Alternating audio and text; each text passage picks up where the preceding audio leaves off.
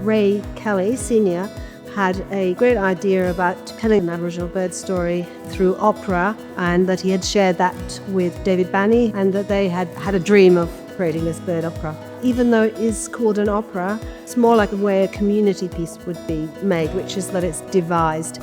So it's really important to us that we hear the stories from the children, that they share their creative ideas, so they have ownership, because it's all for us about empowering young people.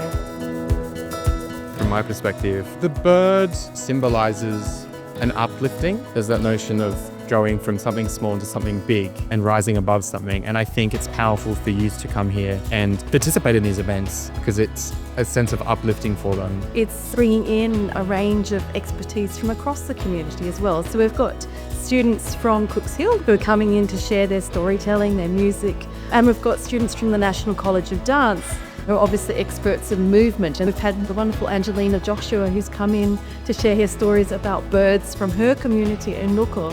It's a true community experience. We get to ride an opera, and it's really fun. We've gotten to learn about how many different types of birds there are. We've learned about rhythm, we've learned some Aboriginal names for birds. I learnt how to say some words in Awabakal. I've gotten to make music and body percussion. They're all super engaged, they're all mingling with the other schools. They're actually been really interested, being really involved. It's not just for First Nations kids, it's for everyone today. So it's a chance for them to learn about First Nations culture with all their friends, which I think is a really beautiful thing. The children have been so engaged with this. So it has just surpassed all my expectations of what it was going to be like today. Creativity, it's really, really powerful for young people.